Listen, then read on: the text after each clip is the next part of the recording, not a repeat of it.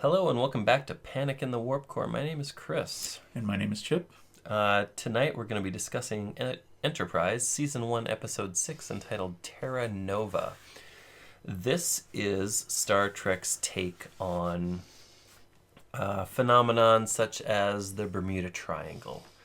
Kind of those unknown things that almost become urban legends in their own right. Mm-hmm. So why don't we check out and see how the crew of the Enterprise handles this one.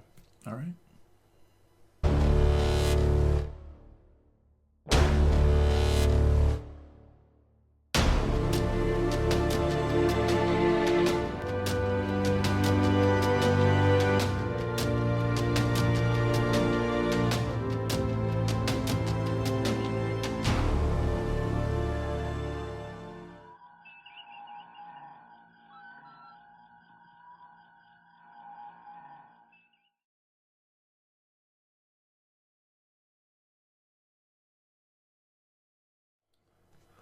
All right. As we mentioned, this is Terra Nova, a lost human colony that just kind of disappeared. Yep. One day, and nobody really knows why. And so when the Enterprise has a chance to check it out, Mayweather, who's been, kind of obsessed with Terra Nova for most of his life, is all fucking giddy and shit. Is there anything... I was just looking at some of my notes. So this one, Enterprise is investigating the first human deep space colony, Terra Nova, which was 9 years away from Earth at early warp speed. Okay. One bit of trivia on this one is that this was directed by Geordie LaForge, or LeVar Burton. So it's the first time that a former Star Trek actor directed an episode of Enterprise. Do you think he wore his visor while he was directing? I sure hope so. That would have been pretty cool. Even as just like a gag on the last day or Definitely. something. Yeah. Anyway, why don't we check out Terra Nova? Yeah, so this is kind of setting up Mayweather as like the member of the crew that's been obsessed with what happened to Terra Nova. Yeah.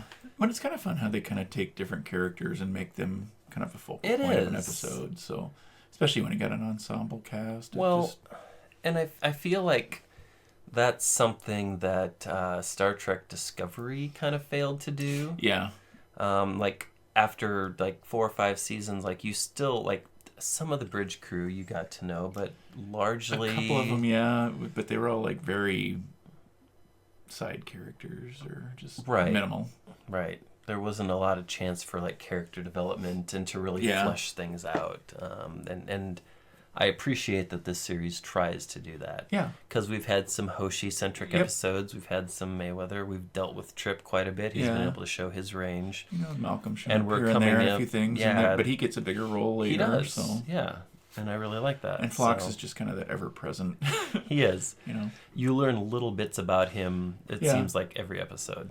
And DePaul's kind of that way, too, where you just learn little nuggets here and there, and then as her relationship with Trip evolves, you kind of even like later on in this season and into season 2, you get to have a better sense of her. Like Carbon Creek comes to mind, where she's talking about how her great grandmother was actually on Earth prior to the first contact with stuff from Cochrane and things like that. So you start to like get some of that later on too, but which kind of explains why she has an interest in human culture and why she's committed to the crew. So right, that does. I never put that together before, but that makes a lot of sense.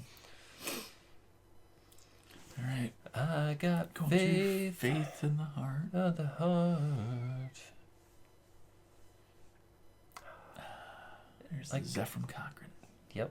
Like I don't know. It's just like the imagery, the opening, the visuals. Just it works.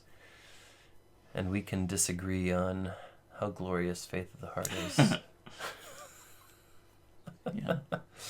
Well, you did make some Faith of the Heart stickers. So. I did. And they've been very well received online. So if anybody needs one, hit the comments section up. Yeah. So what was the premise here? That they were kind of in the neighborhood or close enough that they could go and check this out I based on where they believe so. were in space. So I believe so. that's kind of what I thought I remembered, that, which was why Mayweather was kind of looking up the information. Right. And Well, and, you know, also I think we kind of said last episode how they were really just like, they just threw stuff together to make the plot move, and they didn't really... Yeah, it says Enterprise is investigating the first deep space colony, Terra Nova, 9 years away from Earth, blah, blah, blah. Yeah, so I think they were just in the neighborhood. Yeah, or close they enough were like, that hey, they could go and see what happened to let's them. solve this unsolved mystery. Right. Do you think this would be on Unsolved Mysteries if Maybe. it was still on? What was the guy's name? Robert Stack, wasn't it? I was like, Robert Hatch? No, that's not right. I think it was Starbuck. the guy that was in Airplane, wasn't it? Might have been. I think he was like I think he had a role in Airplane. Yeah. But oh, is this where they're telling T'Pol about Terra Nova because she never heard of it, which is a great tool for exposition over the dinner table, right? Wonder how many fixed sets did they have, because it seems like they really use the sets they have, and then they do the on location stuff for the planetary. They've got stuff. like the bridge, they've got Archer's ready room, Archer's quarters, engineering, the mess hall, the captain's mess. Mm-hmm. I think it'd be fun to go and just explore, see a set tour of what they have for like Strange New Worlds and stuff, and I think it's changed a lot, because when I saw the making of The Mandalorian, they didn't really have sets. They had these giant video walls that were just extremely high definition. Yep. And they just projected the backgrounds they wanted and had a few things to make it feel 3D. So there is a real space. a place in Ticonderoga, New York, that has like the original series Enterprise sets that have been like recreated, and like it's a tourist destination. Cool. So if we ever become independently wealthy, we should make a trip. Yeah, I'm still working on that. Me too. Not going so well. No. No, not in this economy. We're trying to hail the colony that nobody's heard from 9 years, but surprisingly, nobody's answering us. So this is one too, if I remember right. It was, they did a scan and found no life forms. And then later on when a they Class do a M scan, planet that has all sorts of foliage, and there's wildlife there, right? And usually they do planetary scans, or it seemed like it. So how did they miss? Did they just scan the settlement where they thought the people should be? Which after 9 years and you haven't heard from them, why would the people be at the settlement? Mm-hmm. Seems like you would do a little bit more in-depth scan. That's just my opinion. Trip Tucker's like, hey. Well, this one, Trip's done a bunch of away missions now. That's true. It's not his turn to go.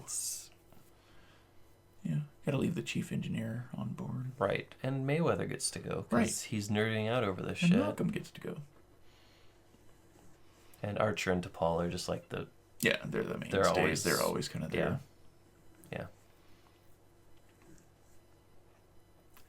T'Pol's outfit looks like some sort of like yoga outfit. It really does. She had a yoga mat, was doing some asana poses. And didn't you say something earlier about Malcolm and the bicycle wheel?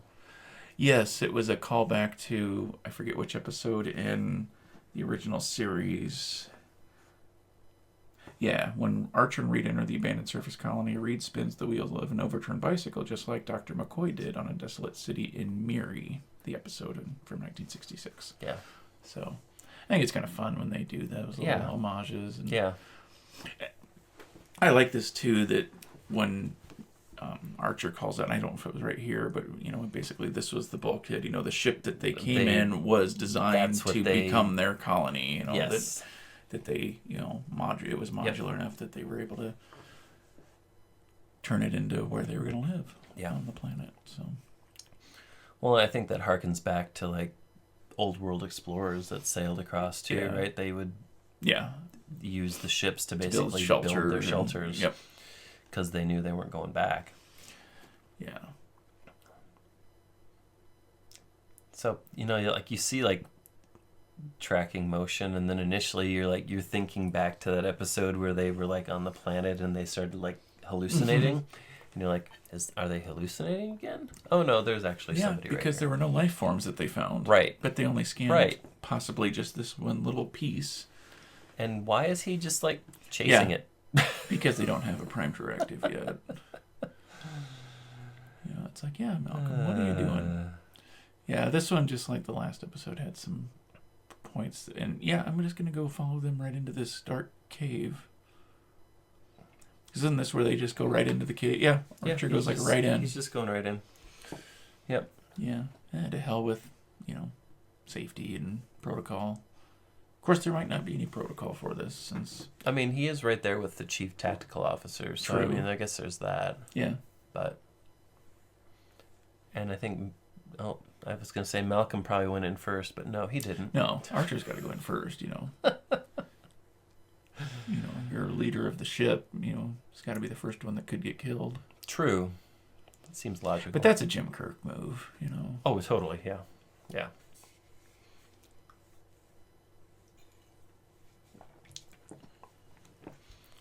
He's got to do that so he can have a story for the pretty ensigns later. That's right. Looks pretty snug. You think I can fit? Yeah, I'll give you a $5 if you do. Yeah. Luckily, Rick Berman keeps us skinny so that we look good in There you go. certain scenes, so it allows us to crawl through here. Although Malcolm went through a lot more gracefully than Archer did. Archer's a little older, though, too, So. He is. And maybe as captain, you don't have to be in as peak physical condition as like the chief security officer, right? I mean, we know Kirk kind of lost his conditioning over the years. So. Right, yeah. But Picard always looked really fit, even in his later years. I think he has a predilection to just like be skinny. I think his metabolism He just ages well. And actually, when we were talking about LeVar Burton directing this, he's another one that just aged well. Yeah. I mean, he just like pushing 70 and still looks great. Mm-hmm. I don't know. Seems like a cool guy. Yeah, so like we can see writing on the cave walls as they're walking through here, indicating that there's some sort of a settlement, right? Yeah. And now we've got like food stuff and supplies. I think it's interesting too, because I think it was it in the episode when they had the shore leave episode when they forgot their flashlights or something, or they had to go back to the ship and get something.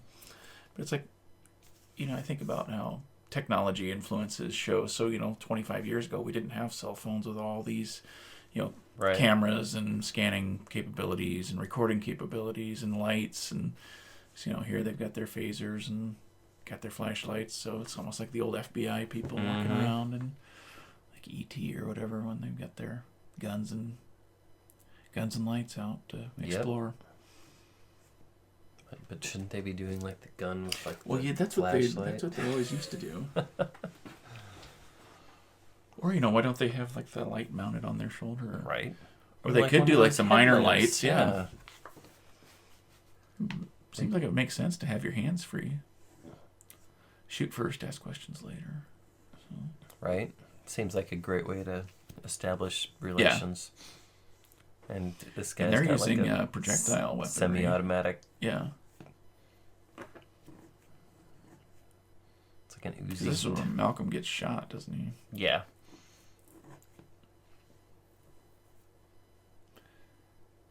And they just leave him there.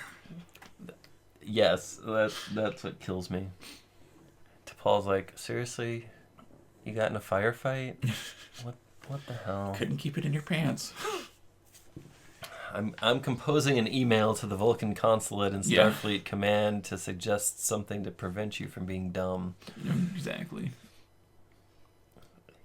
I rag on it a lot, but like if I just sit down and I watch this without like casting a critical eye on it, I usually enjoy it. I usually enjoy the episodes, but when you start to pick it apart, it's like, right, it doesn't make sense. But but for me, the shows it's an escape from this reality that we live 100%. in. 100%. Yeah. And I'm going to enjoy it, even if it's a bad episode. I'll enjoy it on some level. Yeah.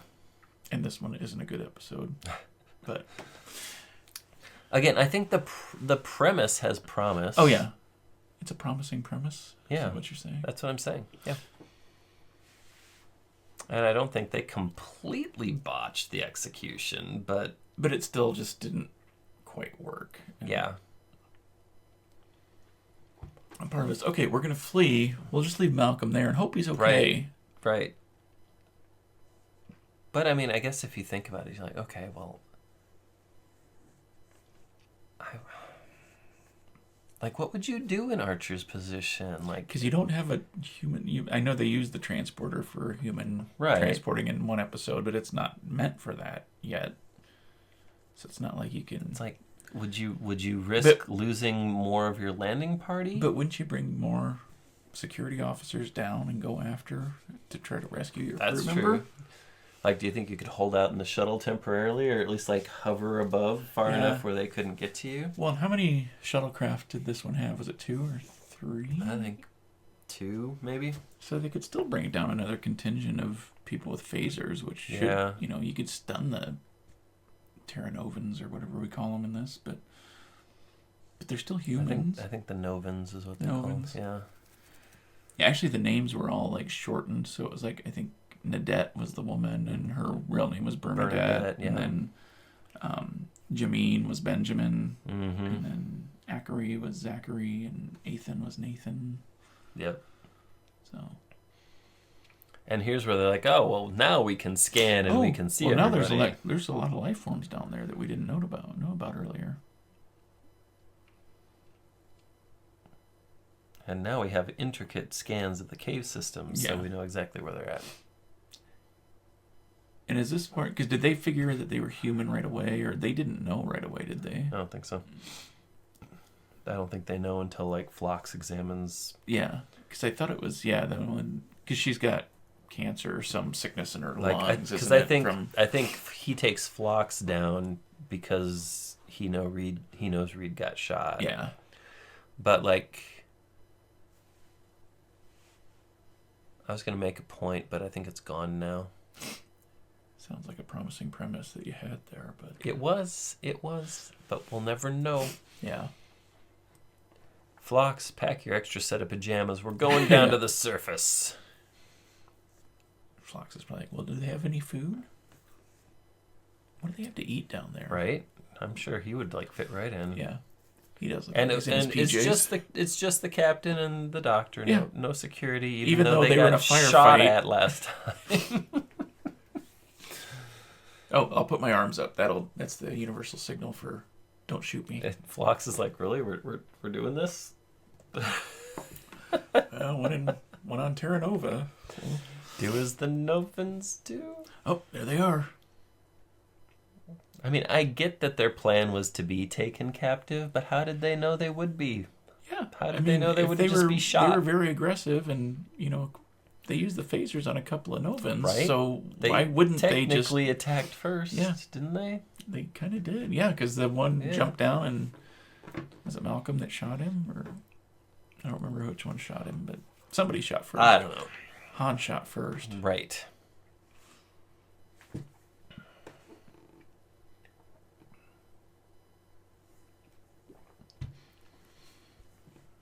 And this guy seems like he was in a lot of stuff. Yeah, he was in...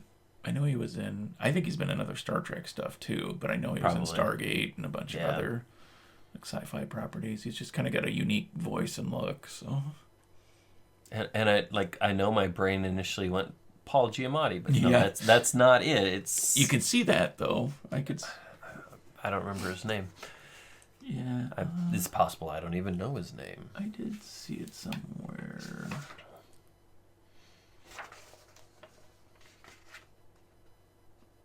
Erica Vari, who plays Jameen. Yeah.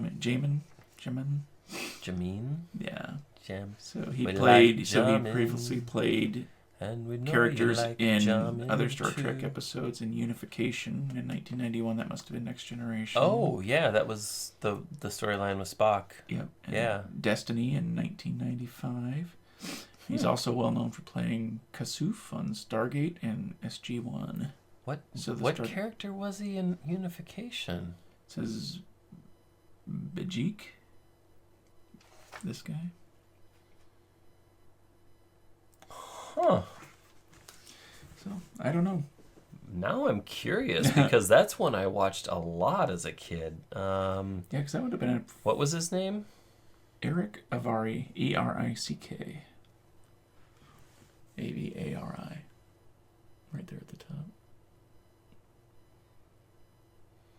Jesus, I can't type. That's all right. AI will fix it for you.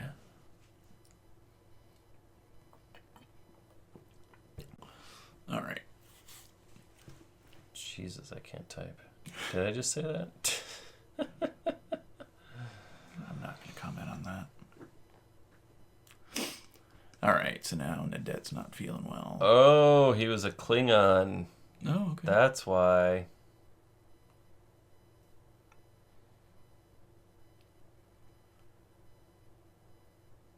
He still looks like himself as a Klingon. Fascinating. Okay. Yeah. I always like when people like throw the Klingon makeup on, I have a tendency to not be able to like pick them apart. Like, yeah, unless it's like Christopher Lloyd in Star Trek 3. Well, right? It's like he didn't look like Christopher Lloyd, but the voice was just so distinct, you know. Right. That it was Dr. Brown. Yeah. Yeah. Anyway, we're losing track. Is this where he's figuring out that they're human? I think that's what Phlox is doing right now. Or is he figuring out figuring it out? She's sick or something? I think he's figuring out that she's sick, that something's wrong with her. So this is where they talk him into taking him up to the ship. It's shale. Yeah, fracking shale. Which is what they use to like say something is like factually inaccurate or shit. Or it's like it's bullshit, basically. Yeah. Yeah. Shale. I always like that though in sci-fi properties where they come up with their own cuss words. Yep. You know, frack and BSG, it was Frel and Farscape. Sometimes it doesn't work. No. Like if you read any of like the Star Wars like expanded universe books like in the 90s like they would have curses like Emperor's black bones. It just didn't work. Yeah. Curse you. No. But you think these were all on network TV though, so they couldn't come up and say, "Oh, that's shit. That's bullshit." You know, streaming now you can, and I think that even Picard had an F-bomb or two. It did. Mm-hmm. Yeah, and the Star Trek fandom erupted. Well, some of them did. Did they? Because I don't know, because a lot of military organizations, they don't swear at all. So, you know, it would be unusual that they would swear. And I mean, it's just, yeah. But Strange New Worlds had some language, I think. Discovery did too. But. Yeah, and Spock had a drinking contest with the Klingons. I mean, that's true. Now we're going back up to the ship. Funny how we, people dwell on the language, but not like the sexualization of different things in the show. Or violence. Violence is always okay, but. And once again, they take them up to the ship, but Malcolm, who's been shot in the leg, has to stay down on the planet. And they bring the doctor up with them, rather than administering to Malcolm. This actually raises a good point. Does he have, like, anybody else, or is he the sole medical team? I think he's it, isn't he? Right? It's like, I don't remember seeing... There's no Nurse Chapel. He doesn't have any nurses that I've seen so far. Yeah. Oh, get her out of the MRI machine. I assume that's an MRI. She has a piercing. Yeah.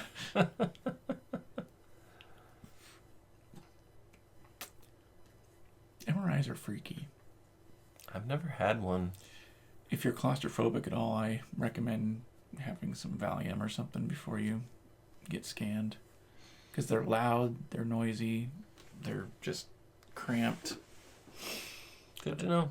Yeah, but isn't it like a cancer or something that he Right, found, I think so, yeah. But I thought this is where he figures out that they're all human too, or maybe he did. Yeah. Maybe he did on the planet that he.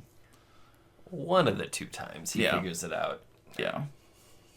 Yeah, basically it's like, they've just put face paint on and have dreadlocks because they don't wash or bathe themselves much. And... I think, actually, if you are of the Caucasian persuasion, they're not, your hair doesn't get locked, it's mats instead. Oh, so it's like a dog. Basically, yeah. Yeah. Yeah, so this is where he's going through the old records, so doesn't But like he doesn't necessarily know that that's her in the picture though, but he's thinking she's old enough to remember this. And I think it gets put together later on. I do kind of like the mud face paint. It looks kind of like Schwarzenegger in Predator at the end when he's hiding in the mud and he's got the mud caked all over him and yeah. You are one ugly motherfucker. I'm Arnold, this is Shale. Did you see there's a Predator, an animated Predator show coming to Hulu? I did not. So I don't know if it's in, because the Alien series is coming out sometime this summer too, and now we've got Predator. But the animation looked kind of cool. Nice. I don't know if the show will be any good, but I like the original movie. Some left. You want some? Sure. All right. Splash me. That good? Yep. Okay. That should get me through the last 20 minutes or so of this episode. Excellent. We need all the help we can get to get through this one, but I think I dripped. Oh, no. Lick it up. Don't lick it up. I always enjoy when we get to see like the UI on the computer screens. Yeah. Yeah, because some of them actually look pretty good. Right. Some of them are like, ooh, that looks pretty dated. Mm-hmm. You know, it's like when you go back to the original series, you had the view screen, but everything else was just like buttons and lights and knobs, and there were no other real screens other than, when Spock would look at the view screen through the ViewMaster. And T'Pol has one of those. Yeah. Yeah, because she was looking at it, I think, in the last episode that we were reviewing, because that's when they found the Cerulean ship. Do you think Malcolm is succeeding in making friends here? Yeah, is this where he's asking about the lavatory that he wants to go freshen up? I think so, yeah. Or maybe he wants like water or something. I don't know. I don't remember. Well, like, what are you eating? Maybe it's Swedish fish. Ooh, it could be. I like Swedish fish. I don't like gummy candies. I mean, I suppose we'll allow it. Yeah. Henry, that was one of my son's favorites, was Swedish fish. I like Swedish fish and I liked like hot tamales and Mike and Ike's and some of those. Yeah, but I didn't like the gummy rubbery ones. The licorice, like the Twizzler off-brand red vines, I like those a lot too. I think those are superior to Twizzlers. Twizzlers just remind me of going to the movies. Yeah. When I was a kid. Yeah. So I'd always get a big thing of popcorn, Twizzlers, and a pop. And I was happy. And it was probably not $23 to do that back then. It's probably like 2,300 calories, but it was still, Are we playing music? Through a skull, it looks like.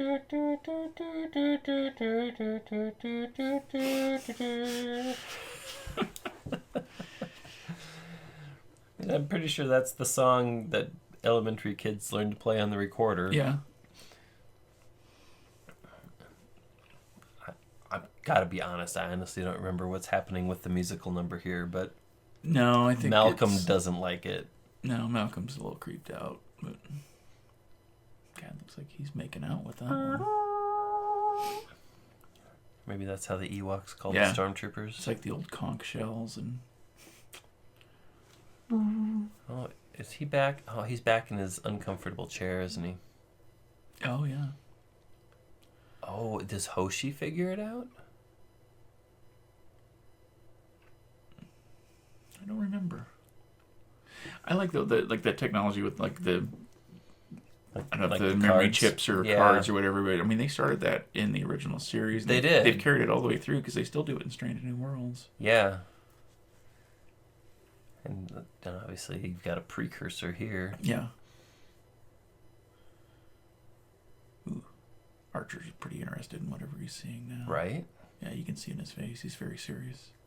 All of a sudden he was like relaxing. He's like, this is like Mayweather's like, ooh, I need to know more so I can write up my report at the end of this episode. Yeah. I'm still all in, Captain. Mm-hmm. It's nice to see Hoshi again. We haven't seen her for a couple episodes. That's true, yeah. We haven't seen much of Mayweather either, but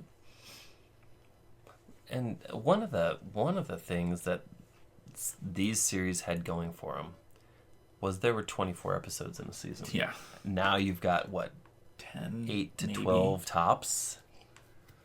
And it's so hard to really do anything other than your main plot. You don't get filler episodes, except I think Picard season 2 did filler episodes, which made no sense because they didn't have enough real estate to tell their story. No, because that was the one where there were weren't there a bunch of flashbacks, but then it was it was like the whole like Nazification of Earth or whatever. Yeah, but that when they went back in time and met young Guinan. Yeah. And then there was that entire episode where Picard and young Guinan were locked in this basement by this FBI agent, and it's like that didn't he end up being a temporal agent or something? Well, he played one back in Voyager. That was it. They didn't. But they never tied it together. That if was he or wasn't he? Right. Yeah.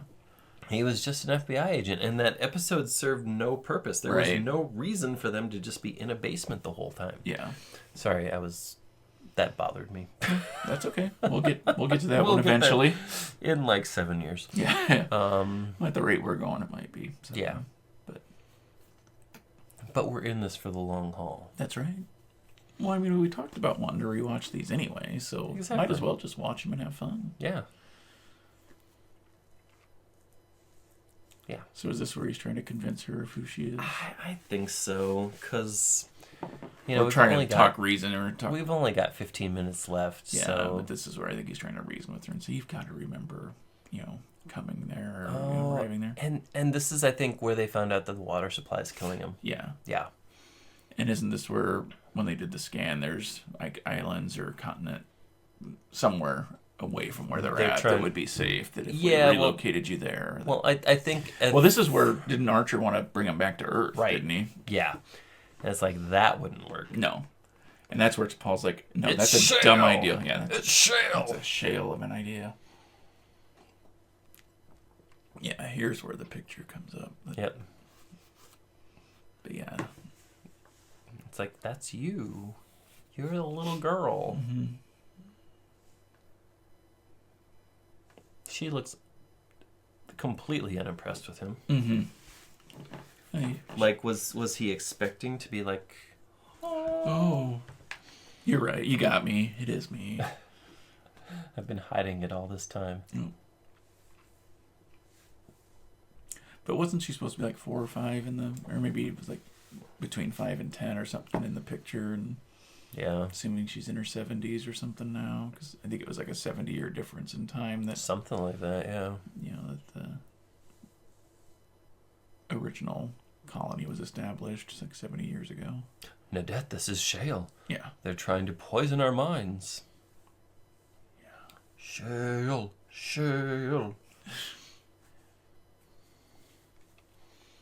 You guys are so full of shale.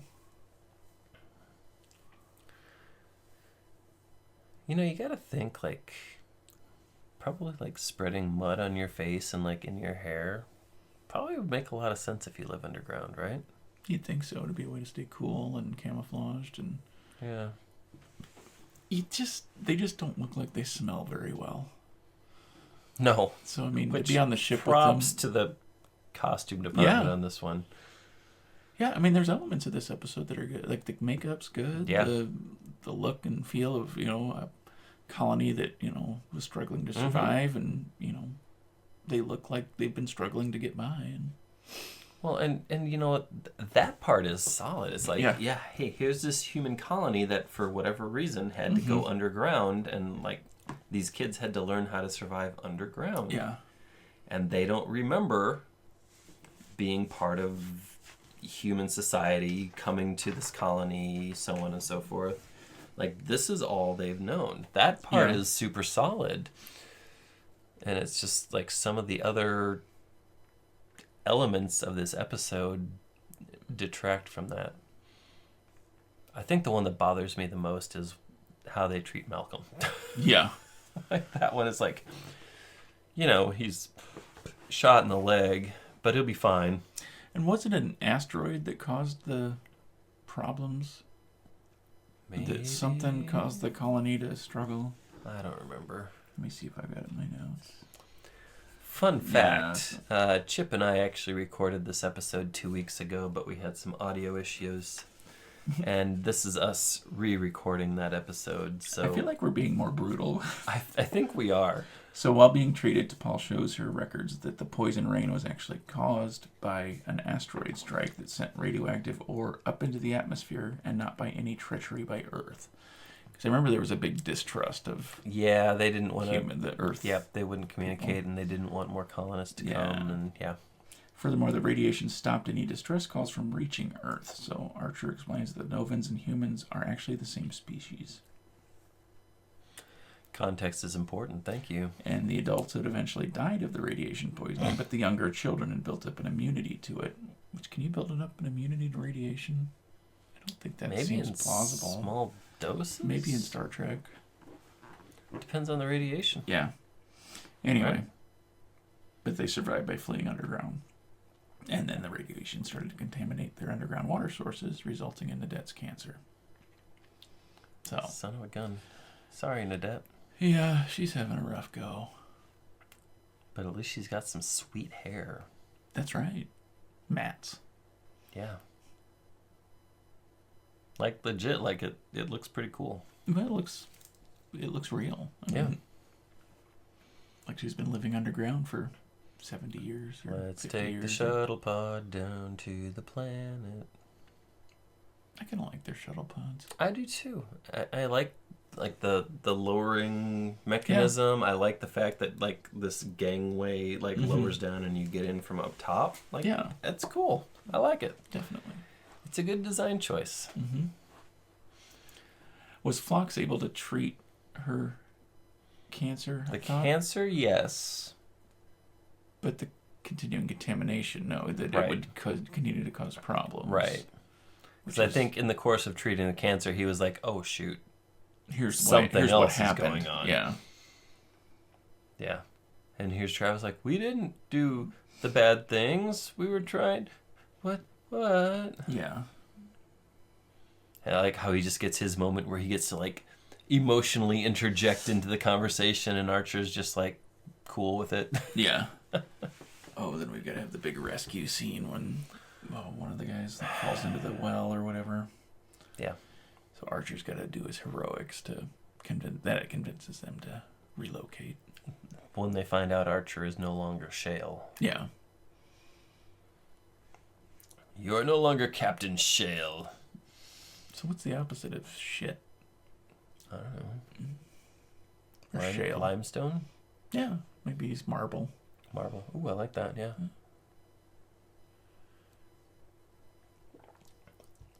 Or granite. He's the rock. No, there's only one rock. See, and this was just like a little too convenient. Yeah, this is where it gets kind of jump the shark. I don't mind like the rescue scene. No, but there should have been a better way to get to it. Yes.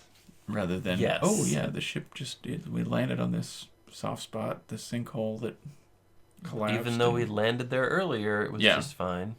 Yeah. And what caused the ground instability there? Was it? We don't know. Just the plot, right? The plot, yeah. The plot, the needs of the plot. The script caused it. The needs of the plot outweighed the needs of the something. Rational thinking. Yeah. Plus, they had to fit it into a 42-minute episode. That's or true. 44, yeah. it looks like. So. Yeah. But that includes like the theme song and the ending credits. That's true. So it's really like about it's probably about a 40-minute episode by the time you get through all that. I know it's Shale, but let me open the door. Yeah. Let's see. Oh, he's gonna help.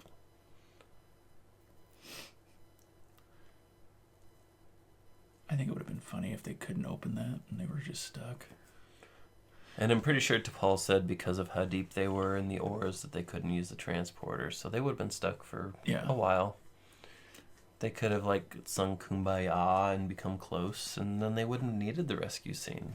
And isn't it coming up here? It's like, hey Malcolm, we know you're shot and that you're healing, but you need to figure out how to get this ship out of here. Or maybe it's Trip that has to figure it out. I can't remember. And Archer's just like, yeah, here, have my gun. Yeah. And Mayweather, like I'm pretty sure in a previous episode, like they had more than one gun in these shuttle pods. Well, usually they've got at least a arsenal of some sort Right? on the shuttle pod just in case. But now Archer's unarmed because he gave his gun to the guy who would just as soon kill him as pat him on the shoulder. So Yeah.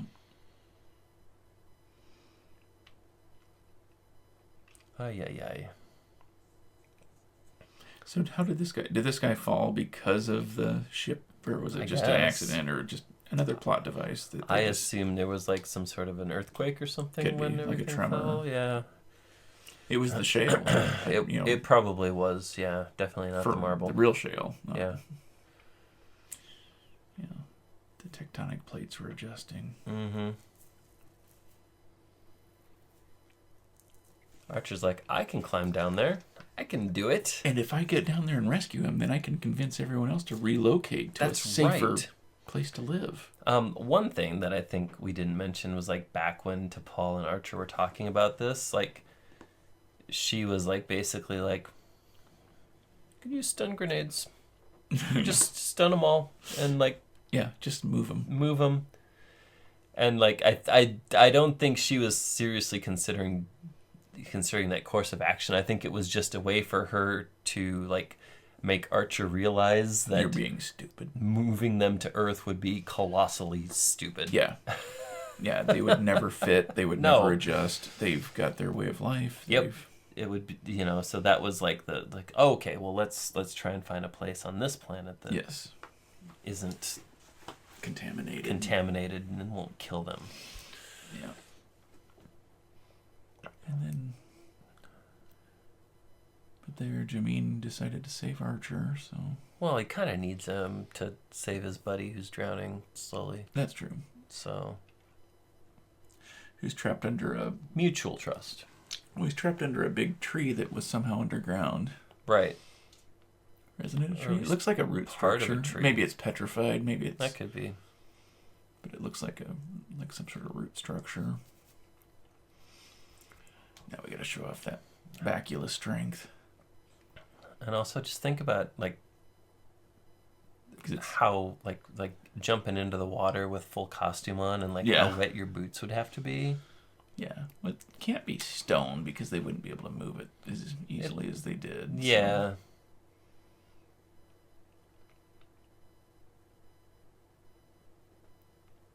I'm not a scientist, but I know that rock weighs more than most wood. Yes. Trust me. No, he wants the gun. Oh, is that it? Yeah. Oh, that's right. So you can cut through the petrified tree. Yeah, that's right. Kind of reminds me of like the original series episodes where they would like, where they were like trapped on the planet and they'd heat up the boulders. Yeah. That, or I mean, God, if he would have had a lightsaber there, he would have just been able to slice through it with butter, and then then they would have rescued him pretty easily. And they still need to get him back up to the surface or up to the cave system, and not down in this. Yeah, like well, like on a busted leg, how'd they get him back up there? It's a good question. And he's in the cancer water now. I mean, okay, so like I guess he's kind of walking. Maybe it's not broken. Maybe he was just stuck. They're carrying him there. Okay. And his leg's sticking out like something's wrong with it. Never mind. Forget I said something. So, that's all right. Malcolm, you were shot in the leg you're 3 still days here. ago. How are you doing? Glad you're still here. I wonder if your wound is infected yet because you've been sitting on the ground. What if they'd started eating him? I don't know what they eat for food. I don't know if they grow a lot. I assume those like armadillo-looking things, but yeah, I don't know. Tell them it is not shale. Tell them the truth. You can't handle the truth. You want me on that wall. You need me on that wall. Is that what Jon Snow said? I thought that was what Jack Nicholson said. I mean, yeah. Yeah, Jon Snow could have said it too, but... Yeah. Dun, dun, dun, dun. Jon Snow was never that loud, though. That's true. Oh, another meal scene. And Travis gets to join him. How many episodes start and end with a scene in some sort of dining scene. I don't know. It seems like a theme, though. Yeah. He's eating with chopsticks, too. And the funny part is Archer's like, Travis, do you want to write the report? And Archer's like, I get to get out of some paperwork. Yeah. And Travis is like, yes! Sucker. Don't you think the captain, I mean, as a captain, wouldn't you want to do that anyway for most of the crew? It's like, I don't want to do this paperwork. Right. So, if it's some sort of shale assignment, then, unless it's something really cool, then it's like, oh, yeah, then I want to take ownership of it and do that. But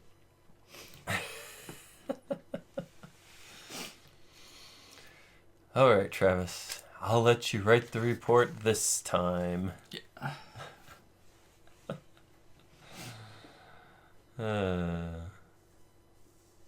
And he's thrilled to do it. It's just like a corporate America lackey. Yeah. Yeah. All right, you're first. No, wait, I'm first. I'm first this time. Yeah, you went first last time. No, you went first last time. Or I went first, so it's your turn to go first. Whatever. All right. I knew what I was thinking, just not saying it right. I like the concept and I like the premise. I liked about 55% of the execution. I would probably go 2.5 if we had halves. The only reason we don't have halves is because I haven't made the graphics yet. That's right. So I'm going to go 3. Ooh. I'm going to go 3. You rounded up. I did. I went up just because I liked the whole, convince this underground dweller that, she was once a human. We got to save the populace. Yeah. We're not going to forcibly relocate a population. That stuff kind of seemed important to me. So, yeah. I get that. Yeah. Yeah, I struggled with this one. It just, I like you said, I like the concept. I like the idea. I like that, they're exploring this, human colony that they lost contact with and what happened to them. But it just felt like the pacing was just weird and some of the decision making but we could say that for every episode too. The decision making of the crew at this point is just kind of scattered and not good. It's kind of just part of the writing. Yeah. Yeah, it's like we're just going to run headlong into these situations and, that creature that we're following ran into a cave. Let's follow it in there. Right. It's territory. It's domain. It's like, seems like a perfect idea. I don't know, but there were aspects of it I liked. I liked it better than the pregnancy or trip pregnancy episode, but I would give it 1.5 if I could. But I think I'm going to round down and go 1. Okay. So I think what that means is if you take mine and yours, we're at a solid 2 pips. Yep. For the episode. Would love to hear, everybody who's still with us, I would love to hear what you thought. Yeah. On the pip scale, what did you think? 1 through 4? What did you like? What didn't you like? What worked? What fell flat? Obviously, we're 24 years after. True. So how well did this hold up? Yeah, it was October 24th, 2001. So. All right. Yeah, coming up on 24 years ago. Yeah. And if you think of our PIP rankings as letter grades, a 4 would be an A, 3 would be a B, 2 would be a C, 1 a D, and an F would be anything below that. So I guess I gave it a D. Yeah. So it averaged out to a C. Right. Well, which is about where I averaged out to in my school years. Well, see, there you go. Consistency is key. Look, we want to thank you for spending your time with us, checking out what we've got to say, engaging in bullshit or shale. Shale. Yeah. Mm-hmm. If you did enjoy this video, I invite you to hit that thumbs up. If you like what we're doing, please consider subscribing to the channel. And if you do so and you use that bell notification, it will let you know when we post new content. We will be back with Season 1, Episode 7, and I don't know the name of it offhand, but that's what we're doing next. So I think Chip is looking. But that is next on the docket. And we will be looking to bring that to you. Season 1, Episode 7 is the Andorian incident. Ooh, I like that one. And I did like that one. That's a good one. Okay. So we'll be out of this 1 pip, 2 pip business, I think. We hope. Maybe. We'll see. It's been a few years since I've seen it. But Yes. I remember I liked it. Jeffrey Combs. He's like the guy who played every different race in Right? Star Trek through the years. Yes. Join us next time for the Jeffrey Combs Show. And in the meantime, thank you and have a great morning / day week. / evening. Sure. We got it covered. Yeah. Have a good time. You too. Oh, you weren't talking to me. No, I was telling them just Okay. Yeah. whatever time of day it is. Right. Yes. Hope it's good. Mm-hmm.